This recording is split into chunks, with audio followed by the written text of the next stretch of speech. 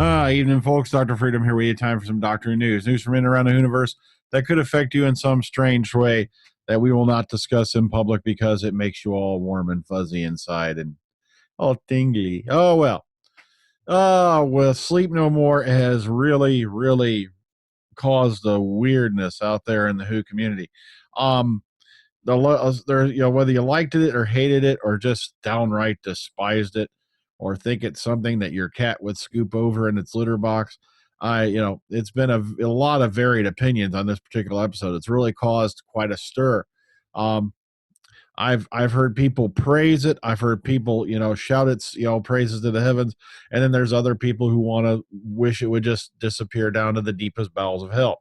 So it's been a really interesting ride as far as this week goes. Our first one-parter of this season. But okay, look, let's see what the public thought about it. Let's go check and take a look around because there's a lot of stuff dealing with that particular episode, here in this little weekend roundup, as I'm probably just going to call it because, oh man, I got a lot of stuff to go through. So let's get to it. All right, let's start off. Okay, first off, overnight viewing figures for it, whereas at 4 million. And that's not bad, actually. That's, pretty good, considering that it was put up once again against, I think, X Factor and whatnot. So, once the finals come in on that, I'm thinking it'll be well over 6. All right, moving on. Australian overnight ratings. Sleep No More debuted in Australia, averaged 506,000 viewers, which is pretty damn good.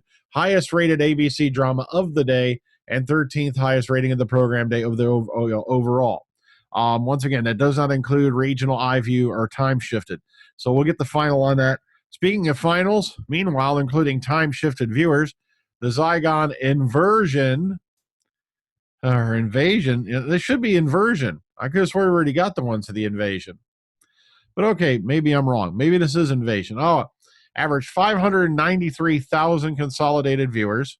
With 163,000 extra viewers, it was the highest time-shifted program of the day and the 10th highest rating program of the day overall. So once again, kicking ass down under. Okay, 16 tweets that perfectly sum up the internet's reaction to last night's Doctor Who episode. And oh my goodness gracious, you should read some of these. Oh man, a lot of people were freaked out by the lack of opening titles. I thought it was a cute way they did it, but in a way it kind of reminded me of The Matrix. But if you look around in that particular thing, it's kind of like checking out a crossword puzzle in a way. Lots of hidden stuff in there. So I'm sure people will be digging through that for a while. Okay. And of course, lots of remarks about Mr. Sandman as sung by the Cordettes. Oh man, other viewers were just happily baffled. And there were a lot of those. And also, as said, this was a lot of people, freaked out also because this is one the Doctor did not win. They chose the bug out option, which does not happen, a whole lot that anyone can recall to even out the entire show's history, going all the way back to the beginning. Okay, next up, Peter Capaldi would consider Doctor Who appearance on The Big Bang Theory. Big Bang Theory is not my bag. A lot of people are going, oh my God, how dare you say that? I just didn't get into it. It's not my type of humor. Maybe it's just, a lot of people do like it, good for you, but I never really got into it. It's just not my thing. But he goes, depends on what the script is like. Depends on how good the gags are. I'll do anything for good gags. I'm an actor. I'm a tart. I'll do anything for a laugh. And, I think that's pretty funny that he'd be willing to, come over and do this type of program. Capaldi did admit to some trepidation about Heaven Sent, which is going to be the one-hander to be broadcast on November 28th, and which the Doctor will be the lone character. Quote, I was quite nervous about the idea that maybe the audience might get bored of me quite quickly because this is the only voice they've got to listen to, and this is the only face they've got to look at, and it might get dull, but the story is so good. Okay, now the Time Lord, of course, will be joining Christmas special by Alex Kingston. He goes into that. He goes, anticipation's already high because the fellow time traveler will finally meet her husband's newest incarnation. He goes, Alex is fantastic. It's great to work with her. I'd never met her before. Of course, she's a veteran of Doctor Who. She's been involved with it longer than I have, so it's quite scary from that point of view, but she's a delight. On the subject of the Christmas episode, Steven Moffat revealed it as quote-unquote funny. He goes, we're getting quite dark towards the end of the series. I wanted to lighten it up again, remind people that it's a chase, it's a romp, it's funny, and it's a very funny episode. Because I missed writing River, and then when I thought I could have River back because I'm allowed, I just thought that's cheered me up a bit. And at first, she doesn't know who it is, so it's fun. I don't know which way Peter was going. I didn't know which way Peter was going to go with it, but I think the Doctor's just got, even in his current Caledonian form, a walloping crush on that woman, end quote. All right, and this is Gatiss going into sleep no more. He said, my avowed intention with this episode was to essentially write it as a horror movie and to rein it in, but we didn't. It was very, very scary, and I hope people find it. So it's all about primal fears. I'm slightly insomniac myself, and the idea came to me one night lying awake, staring at the ceiling. I thought, what if there's a reason why we sleep? What if it's more important? What if it's more than just a physical need? What if it's a good thing because it keeps the monsters away? Yeah, I've got a terrific new monster, and it's a very spooky story, and it's a great cast. And of course, the Doctor Who Festival wrapped up yesterday, or because this won't be going up till sometime this morning. So, because it's already after midnight here as I'm recording this particular video. Sorry, I was running a bit late, and I had some running around to do today. So that's the way the cookie crumbles. I got a laugh out of this. The Mirror's headline, Doctor Who is serving up a quote-unquote sex storm at Christmas as favorite character returns. Okay, listen to this. Alex Kingston is to return as a surprise guest star in the raunchiest ever episode of BBC's hit time travel show this festive season. Doctor producers are bringing back the flirty female favorite River song to stir up a Christmas Day sex storm for fans. They decided to include River, played by Alex Kingston, as a surprise guest star in the raunchiest ever episode of BBC One's long-running sci-fi show. However, despite her shock festive return, Doctor Who, played by Peter Capaldi, still faces being lonely this Christmas because River doesn't recognize his new reincarnation and keeps romancing other fellas. The lovely Time Lord ends up chasing River around the universe in a vain bid to win over her affections.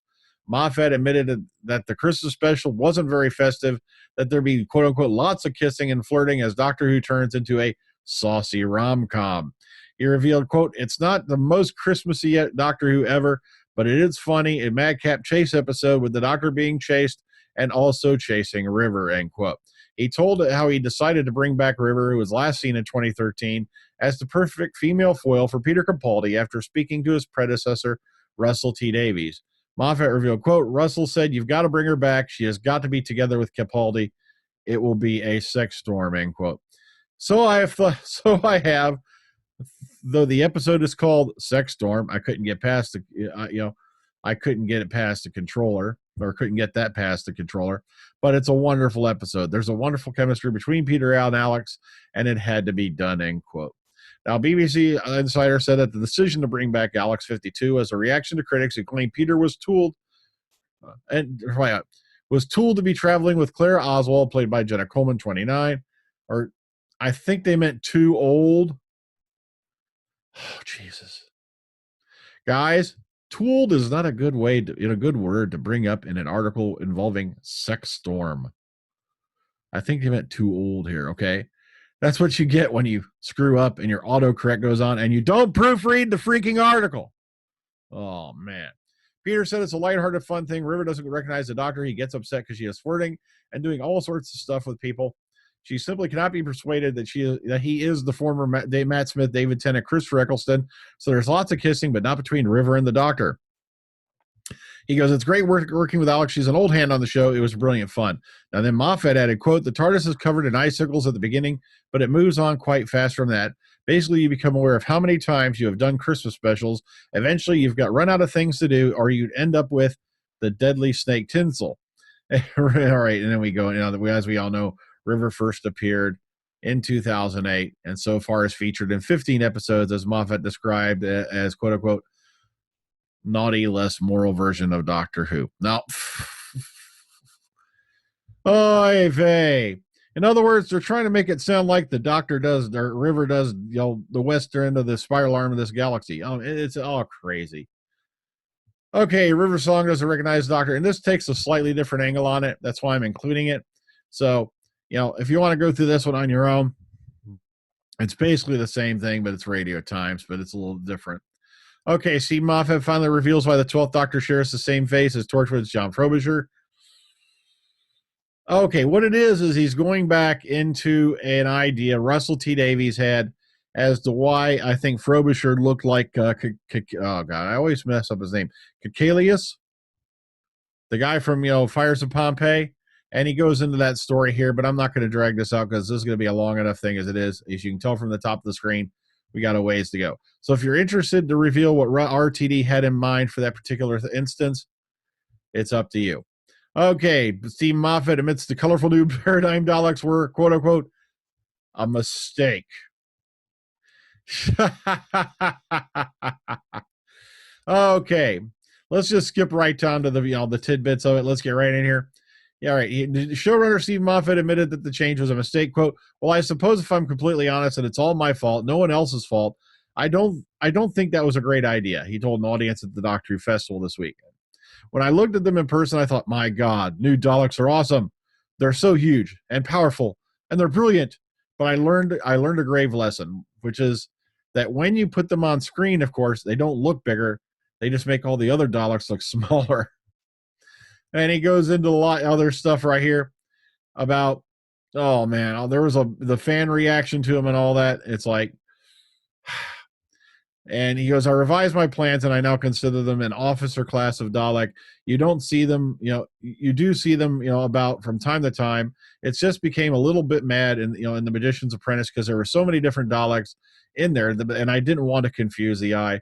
They haven't gone away. We still have them, but that's the answer. The answer to most questions I find is that I've made a mistake. And I heard other things saying where, matter of fact, here it is about the Teletubbies. It's fair to say, didn't call on with fans, some dismissing them as Teletubbies or Power Rangers. I've heard both of those. Moving on. Mark Gatiss has planned a sequel to Doctor Who Sleep No More. And he talks about it here, about how it could pick up and all that. Because remember, if you go back and study around, and he says, yeah, he does have a sequel plan. What happened was it was originally supposed to be a two-parter, and they decided to condense it down to one. I think it was for constraints or whatnot, because there was a lot of other stuff they wanted to get done by the end of the series. So that's why it wound up being that one-part episode. So hopefully it'll pick up, and maybe in the sequel things will make a little bit more sense, and maybe it'll even go back and tie things up a little bit better with last night's episode. But the future will tell. Okay, if you haven't seen this yet, this is the new publicity episode for Face the Raven. And if you haven't seen the trailer yet, I've had friends of mine who are heartily complaining that it is way too spoilery. But, oh man. Okay, Doctor Who Festival Day 2 photos. If you want to see some photos from in and around the Doctor Who Festival from this past weekend, here's a bunch of them right here on Doctor Who News. So all right, now I originally had moved this over and I forgot to do it again. This is the press reaction to Sleep No More. This is various media outlets giving their take on the episode. Oh, sheesh. It's a very varied reaction. There's like the Express found the episode puzzling with a disappointing monster. Some said they enjoyed the performance of Reece Shearsmith, the perfect horror villain. Then a geek was completely disappointed. It was one of them ones that you either liked it or you just outright hated it. Me, I didn't outright really hate it. It's just I didn't get it. Growing up in the era I got faced with like the Blair Witch Project, Cloverfield, and then there was a whole buttload of these found footage type movies that were shooting up, between B movies on Netflix and all that. So it just got really, I got tired of that whole genre right fast. Okay. All right. And lastly for today, I read this one off on the Omega Files and I wanted to re-include it here. A representative of the Space Channel, Canadian broadcaster Doctor Who, has given Doctor Who News the following update on the ratings for Series 9. For all you people who've been doing the Chicken Little dance for the last few weeks, listen to this. And I'm going to reiterate it here in case you didn't watch it on the Omega Files last night. Doctor Who remains the most watched program on Space with an average of 731,000 viewers. It is also the number one program on Canadian entertainment specialty television this broadcast year to date for total viewers and the key demographics of 25 to 54, 18 to 49, and 18 to 34. Season 9 is the most watched season of the series to date in the key demographics of 25 to 54, 18 to 49, with 421,000 and 416,000 viewers, respectively, in those particular demographics. So, once again, the show is kicking royal butt overseas. In BBC America, as far as I've heard, it is still doing phenomenally, and it's their number one Saturday night drama. So for all you folks who the show's going to die, the ratings in the UK are too low. Well, Doctor Who's still pulling in 60 million pounds a year between, various other things that, it does have going on, DVDs, toys, whatnot. Now they have the Doctor Who, tie in with Lego. So the show's not going anywhere anytime soon. The ratings, in the UK, as I brought up last night, are the big difference between over here in the States. Your big revenue maker is advertisers. And in order to get advertisers, a show has to be very, very watched. Hence, the ratings are very important. But over in the UK, they're going to get your money at the end of the year, whether you like it or not, through the licensee program. Programming, that whole thing. Unless, that does change, because there is a lot of stuff up for review. The BBC is going to be coming up for review. So, in fact, I think it already is. So keep your eyes on that as it develops, because there could be changes whether we like it or not. Oh, well, guys, that's all I have for you. So take care. Ta-ta. Enjoy the rest of your day. Well, considering there's a lot of it because it's already after midnight as I record this. And have a great week.